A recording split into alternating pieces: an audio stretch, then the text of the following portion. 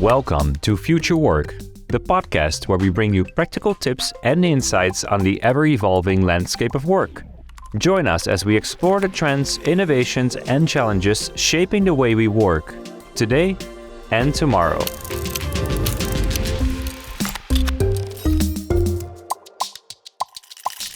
Hey everyone, welcome to a new episode of Future Work. Today we're joined by Antony Slumbers. Antony is a globally recognized speaker, advisor, and writer on proptech and space as a service.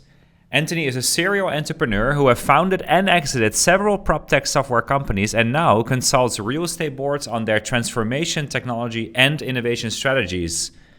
He writes an influential blog at antonyslumbers.com. He is a prolific tweeter at Antony Slumbers, and he teaches the online #Space as a Service, the $1 trillion hashtag course. Welcome, Antony. Thank you for having me. Antony, you speak a lot about how technology is redefining how we work. So how is technology redefining how we work? And maybe most importantly, since AI has come along, what roles do we humans have to play now and in the future? Well, that's a very important question, and I think it comes back to we have to understand that there's a paradox about technology, that in many ways you see the world getting ever more exponentially technological, and you think, oh, we all need to become more tech. But actually, that's bringing a knife to a gunfight. We actually, paradoxically, in a highly technological world, we need to become better humans. We need to become exponential humans in a world of exponential technology, because you really got to look at what are machines good at and what are humans good at. And machines essentially are good at anything that is structured, repeatable, predictable.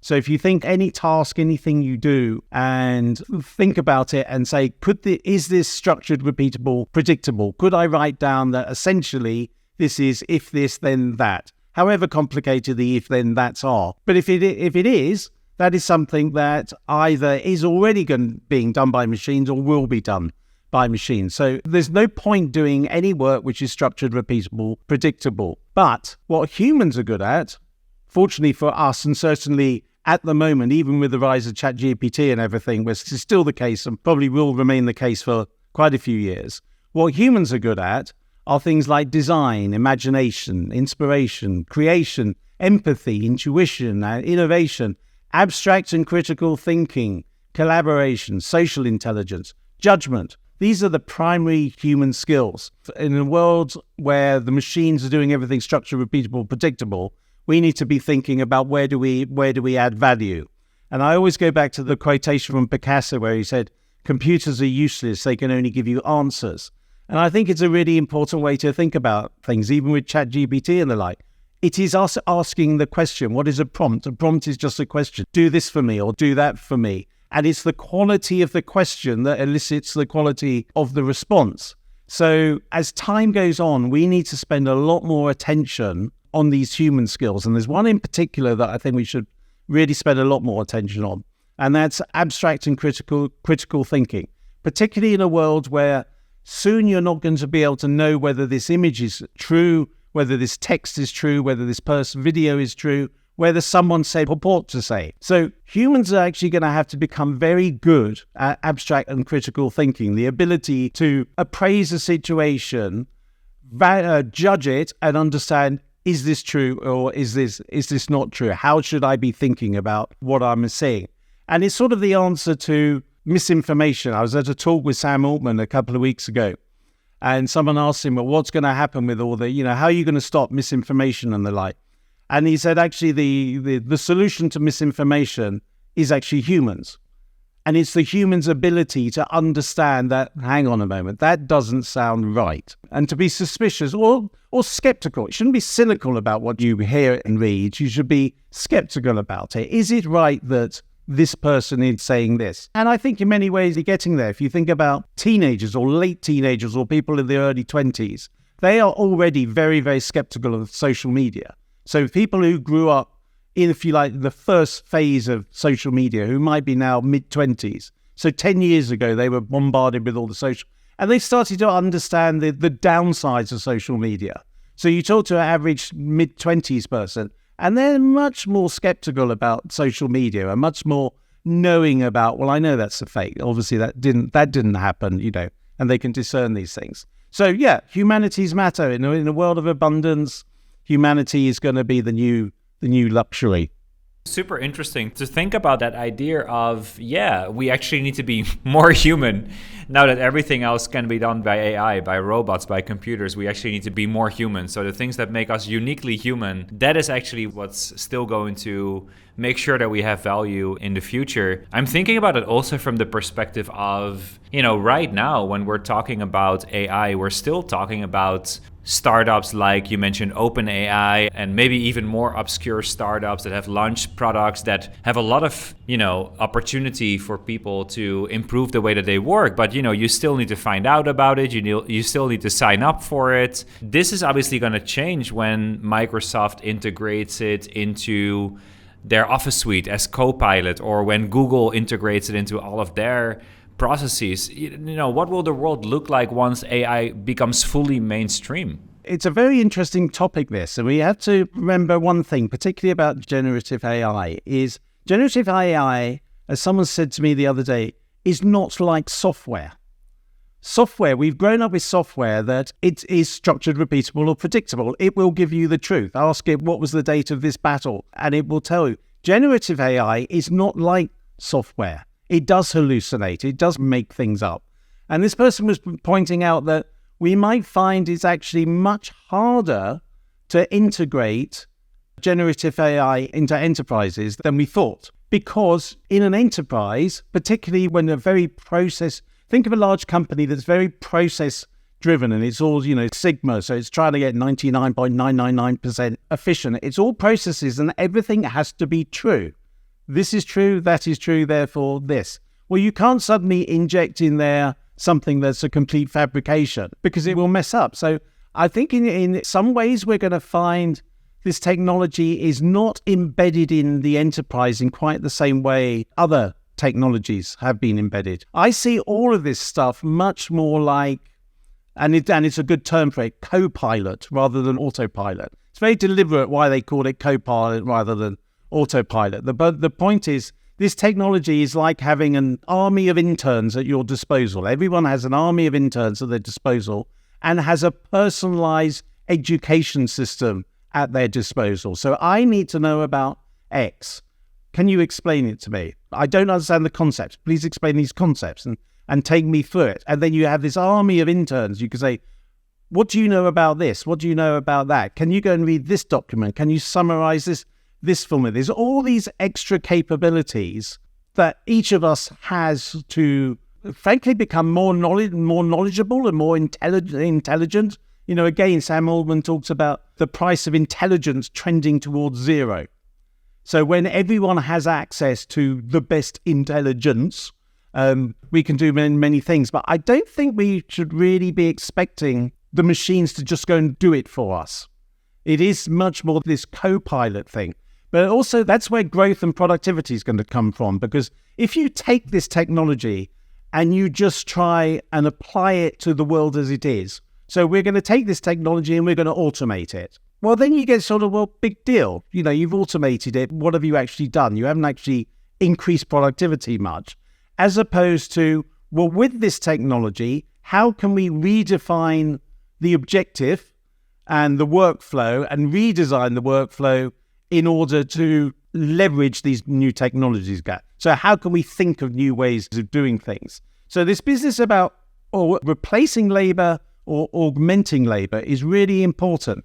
And if you look back from the sort of 80s, you look at the technology boom, the IT boom since the 80s to now, everyone talks about, it makes it so much faster, quicker to do X, Y, Z. But funny enough, productivity across the globe, particularly in the Western world, has been pretty terrible since the 1980s. Back in the bad old days of the 70s and the 60s, they were having 3-4% growth across Europe and the US. Growth in the US and Europe since the 1980s has been lucky to hit 2%. And for more than the last decade, certainly across Europe, it's been less than 1%. So we're applying all this technology to a world, but we're not actually creating very much. Does it then mean that we can work less? Is applying all this technology just meaning that, we do less menial work, we do less of the small little things that, like you said, an army of interns especially AI, because AI never gets tired and will never say no, can solve for us. Therefore, we have to work less, but therefore, as humans, we're less productive. It's always a bit of a myth that we will ever actually work less. Well, what you'll probably find is that listening to something yesterday, someone saying, well, if I'm hiring someone and they used to be able to do 10 tasks a day, but now with new technology, they can do 20 tasks a day. Well, what happens? Do I change their terms and say, well, you have to do 20 a day? The fundamental way to think about all of this stuff is genuinely, how can we incorporate this technology to enable us to be X times better? So we don't want to be just 10% better. And a lot of automation just makes things a few percent better and essentially just rearranges who gains out of it. Does labor gain out of it, or does capital gain out of it? But what we should be doing, and but this is the interesting thing with a co-pilot idea, is thinking about, well, with these technologies, what can I do that I couldn't do before? I always say, don't digitize the past. Certainly don't AI the past. You've got to rethink, what can I do now that I couldn't do before? Because that's the only way we're going to get more productivity actually out of this stuff. Otherwise, if we just go down the route just automating everything, we're really going to get nowhere. Yeah, so Harvard Business Review just did a series on generative AI, and they talked about it from different kind of perspectives, from company culture, from strategy, from productivity. And I think the common thread throughout those conversations was really around, what do companies do with this, right? Like, what do organizations do with this? Because this is really easy for us as individuals to say, like, yeah, let me try out this tool and let me not join a meeting anymore because I can send my meeting bot and some of the other applications that we talked about. But then you're coming to a company, and like you said, like for companies to kind of implement this as an additional layer, or maybe just benefit because a big software provider like Microsoft puts it natively into the tools, that's one thing. The real opportunity will be in completely rethinking. But how many companies in the world can really rethink the way that they work and even the product or the service that they offer? And that's maybe where the companies who really start experimenting and working with AI early on and build more of that muscle and that AI fluency may have a benefit. What do you think? I think that's absolutely true. We often tend to believe that everyone's like us and everyone can adopt things in the same way as we do. But certainly my world's all full of solo entrepreneurs or small businesses who, as you say, can easily adopt something and say, well, we're just going to do this. As soon as you get up to large scale, it becomes much harder. And there's a very good technology analyst called Benedict Evans, who's always repeating the point that most enterprises are today implementing technology that startups were using 10 years ago. It literally takes that long before something becomes productized enough to be used across the enterprise.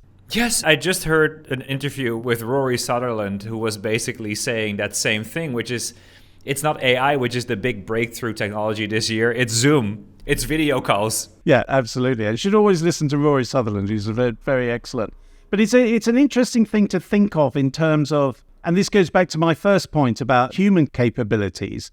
We actually need more people across all sizes of businesses to think much more like startups and smaller businesses. So everybody thinks in terms of, how can I do my little cog in the wheel better? Rather than waiting for this top-down process to permeate its way down the system. The entrepreneurial company to scale. And everyone needs to be sort of imbued with these capabilities that are offered by these new technologies, even in big companies, to rethink processes. Because big companies are sort of atomizing anyway. So, the percentage of contractors that are used by big companies goes up every year. And it's already well into double digits. In some ways, it's the Ronald Kurz thing of, what's the ultimate company? Well, it's around about 150 people. How many people do you need within a company to do all the things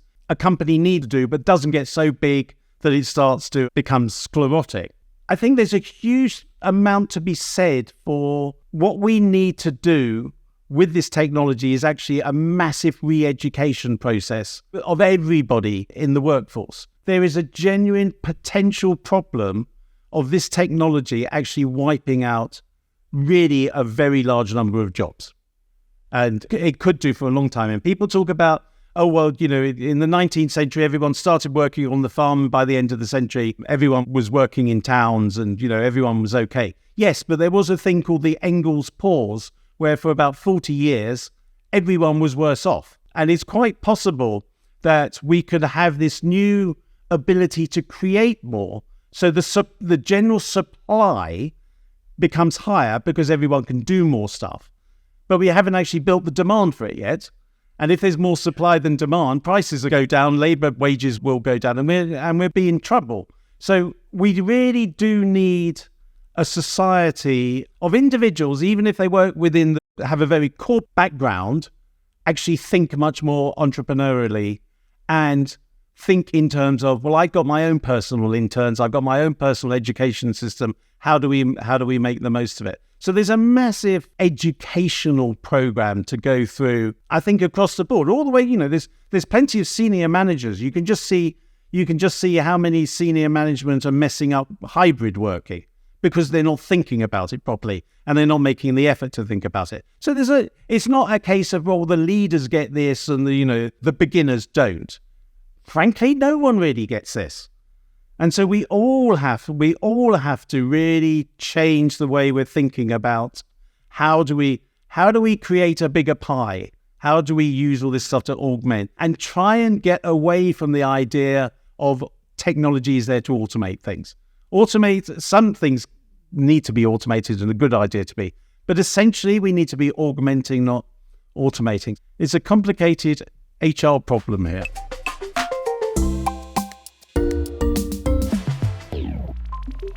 I saw the CEO of IBM recently saying that, having people do routine tasks that AI can do is not even an option, right? We need to have this technology to kind of automate and take away the mundane work so that we can focus on the higher value work. And I think, again, that's where hopefully we will end up. So I think for sure we could talk for another hour about AI, but you did mention my other big keyword, which is hybrid and linked to that remote. Very curious to kind of hear your thoughts on hybrid, remote. Obviously, you have a background in real estate and in proptech. How are those new working models changing the other part of the future? I think the fundamental point here is whatever anyone says, we are not going back to 2019. What we learned during COVID is some of the trends that were happening anyway could be pushed a lot harder, and the world of work could fundamentally change. Now, I know this varies across the world depending on a whole range of different factors, but certainly if you take Europe and you take North America, essentially all the business across that area learned that remote working essentially works. So we learned that for maybe 70% of people, remote working, i.e. not being in a central office, functioned perfectly well. But what we also learned was what does work well remote and what we would like to do with other people. Employees in general have actually developed a much stronger idea of what enables them to be productive and what enables their team to be productive. The difficulty is that when we were all in the office, business could function. When we were all at home, business could function. Now we've got this situation, we don't know whether people are in the office, at home, in a third space or anywhere. And a lot of companies really messing this up. Fundamentally, because they're not appreciating that you cannot run a hybrid company based on the same workflows and operating procedures as an office-centric company. So if your whole system is designed around essentially everybody in the office, and then you try and do that hybrid, that's not going to work. And so much of this comes down to, again, this is a very human thing. In order to make our companies work at their maximum, we actually need to pay a lot more attention to the individuals. So what are the wants, needs, and desires of an individual? What are the wants, needs, and desires of the team or teams they work in? How do they match with the corporate ethos and what we're trying to do? And then what type of products and services do they need to enable them to be as, frankly, happy, healthy, and productive as possible? And it's really important to put these things together. The most productive people, not always the case, but are likely to be people who are relatively happy and pretty healthy. It enables them to be more productive. But we really need to spend a lot more time understanding what is it that enables this person to be as happy, healthy, and productive as they are capable of being. What do they need? When do they need to be with other people? When do they need to be on their own? What type of real estate do they need? What type of spaces do they need? What type of software do they need? What type of hardware do they need? And we really need to think of our companies. Companies are much more complicated than we think they are. We try and simplify them to say, this company just does that. But actually, there's all this stuff happening underneath, and we need to pay a lot more attention to the human needs of people and really delve into what enables someone to be productive. And it's great stuff, but frankly, not enough people are doing it at the moment. I would say probably at a maximum 40% of companies are actually approaching this in a quality management point of view. If you look at the number of companies that are actually doing what some of your writing says, you need to do these 6 things, how many of them are actually being done? Yeah, it's obviously a low number, and McKinsey just released a new paper. One of the authors, one of our connections, Phil, looking into, what the best remote and hybrid companies should be doing, and then seeing that even the ones that we kind of see as pretty advanced, even they are not kind of like checking off all of the boxes, typically only maybe around 6 out of 10, and that's already the more progressive ones. There's just something in there, which again, to your point, is like companies are extremely difficult things, right? They're like really difficult organisms where there's so much happening at once that it's really not that easy to say, we know we should be better in the way that we design our employee experience, our workplace experience, and then actually do it, right? There always seems to be so much in the way. From your talking to companies, from your kind of observations, what do you think? What is it that's... It's recency bias, isn't it? We like the world as it is, and we have our own operating procedures, and we don't like when they become completely muddled up. But it's partly, there's lots of factors in this, but I think it's generally an attitudinal thing. Is this a learning company? What are our aspirations for this company? What's the tent pole? What's our North Star?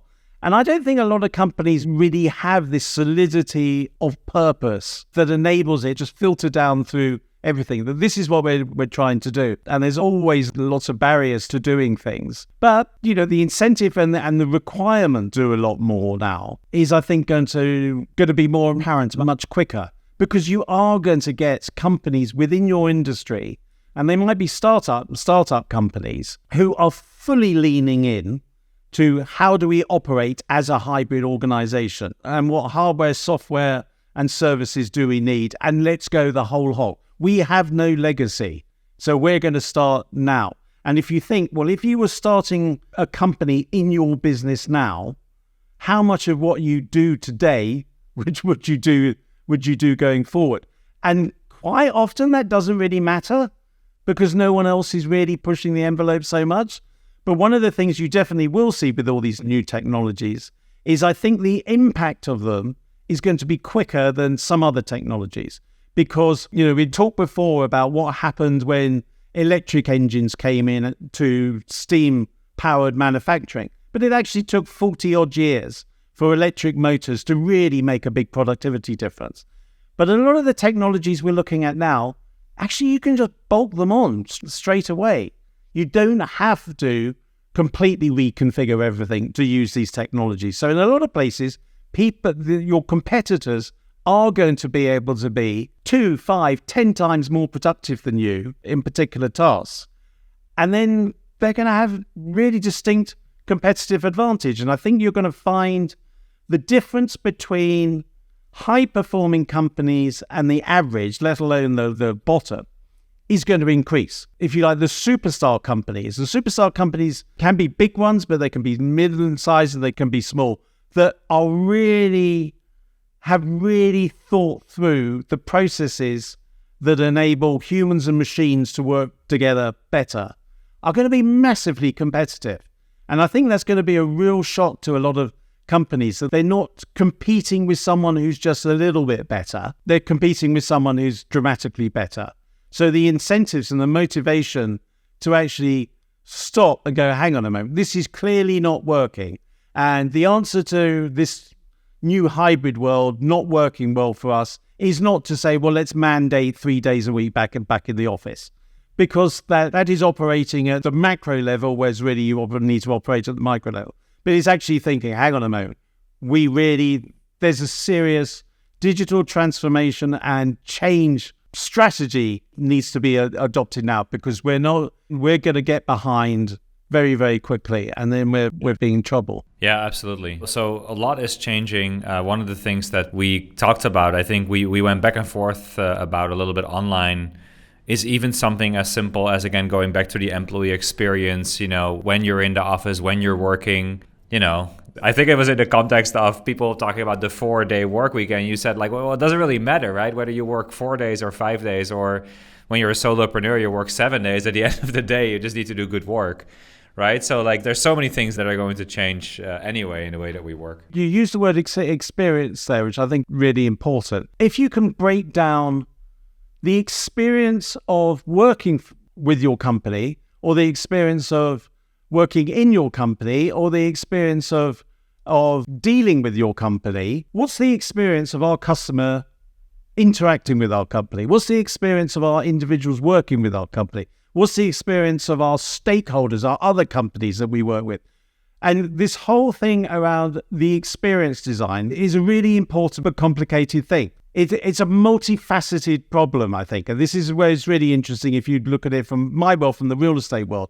How much can real estate impact on experience? And then how much can they do things with a company, and how much does a company need to do on their own? And there's certain ways that real estate have a big impact on experience. The right type of spaces for the right purposes, and we can create better environmental conditions and just nicer places to be. But we can't make a bad company good, but we can work a lot closer with our companies. How can we work with you to make the experience of coming into our building to see you better? It applies throughout everything. So the experience thing, again, experience is all about augmentation, not automation.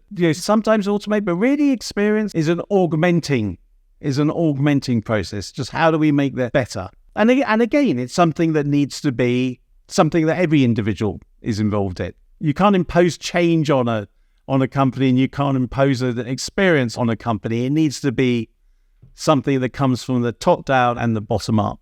Yeah, I like that idea. It has to be solved at all levels, but also it has to kind of come from both the company is making an effort, but also everyone on their own is going to think maybe a bit differently about the role that they have and the role that they want to take within a company, which is, both are probably hard to put into effect, but both probably have to happen at the same time for things to actually change. And I think, again, the reality is that most companies cannot just change overnight, right? They cannot just say, we're going to become a totally different company because we saw how this and this startup approached hybrid work, or how this and this startup is practicing remote, right? You cannot just apply that to a large organization. And so then it really has to come from both sides. A company that's really worth looking at in terms of this, and you to take, a really huge company, look at Microsoft. So Microsoft for decades, one of the most profitable companies in the world, made endless amounts of money out of Windows. They were completely modeled around Windows. And certainly all through Gates' time there, and then Ballmer took over, and the company sort of went nowhere because it was still incredibly Windows focused. Windows was everything. All the other things they did came back to, yes, but how does that affect Windows? And then you get Satya Nadella come in, who's completely transformed this massive, massive company. And Windows, which always used to be at their events, the number one thing they talk about, right, let's talk to you about Windows. That would be the first thing on day one of their big annual events. Now it's somewhere on day two most of the time. And he's completely changed the company into mainly based around cloud. Windows isn't really so important, but all the business around cloud and now with AI. He's done an extraordinary job in totally changing the mindset of that company. And I haven't got the details. If you Google Nadella and Microsoft strategy, there's some fantastic stuff, and he's done a lot of interviews explaining about how he's approached it. And Nadella is really interesting because obviously, it's a tech company, so these are very, very left-brain people, even though the left-brain thing actually is a myth, but people know what we mean about that. But he is incredibly human-centric. His policies are incredibly human-centric, and he's really put the humanity back into the company. And they're an incredible role model, as opposed to, I don't know, you look at someone like Intel, who used to be Windows and Intel, didn't it? Windows machine, there was Intel inside. And Intel have completely missed the boat on mobile chips. And now look at NVIDIA, the first chip company that's a $1 trillion company. That really should have been owned by Intel, because they've completely messed up their transformation. So we're back at the innovator's dilemma. But I totally take your point. I think Microsoft is a fantastic case study. Obviously, again, that doesn't happen overnight. I remember when I worked on IBM back in my advertising days, we always talked about IBM as to become from one big oil tanker to like 1,000 little ships so that they can make the adjustments that they need to be making.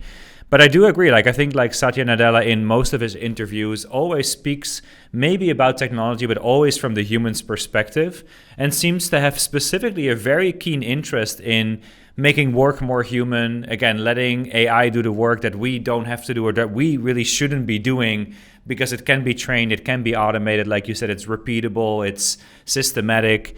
And he really seems to have that perspective. And I think he changed both the culture from within to transition from, right? They couldn't have landed on this big AI play if they wouldn't have transitioned to the cloud and if they wouldn't have gone for the subscription model versus what they were doing, making a lot of money upfront, getting people to pay $150 for a box that had a CD-ROM with Windows in it. So a lot of step and being able to make that transition. It is a pretty incredible story. Speaking of incredible stories, we could talk for an hour more and probably have more stories to share. But we have come up at the end of our time. To close out this wonderful conversation, just wanted to ask you if there is any one big thing you want to leave people with at the end of this conversation. Well, this is sort of back to my hobby horse about, I'm really hoping that in the future, particularly in the technology industry, we start paying more attention to technology that makes a difference to the world. I often talk about the United Nations sustainability goals and how much of technology is aimed at sorting out the sustainability goals, how much technology is pointed at sort of looking after climate change or mental health, or really the world is so full of really, really big problems. And I'd like to pay a lot more attention to dealing with the big problems rather than let's go and build the 25th grocery delivery app. And so what I'd actually like on, and I have an art background, is I'd like a big billboard, took the line from John Keats in 1880 and said, a thing of beauty is a joy forever. And underneath it, so build a beautiful world, go on, try. And, we talk a lot about people having purpose, and we've talked a lot about people having agency even within bigger companies. But fundamentally, if you say, well, what is my aim? I want to make something more beautiful. Go on, try that. I love it. Okay, we couldn't close on a better note than making beautiful things. Okay, Antony, thank you so much for being on. We'll put all your details in the show notes so that people can navigate towards your LinkedIn page, your Twitter page, and your website and read more of your wonderful reading. Thanks so much for being on today.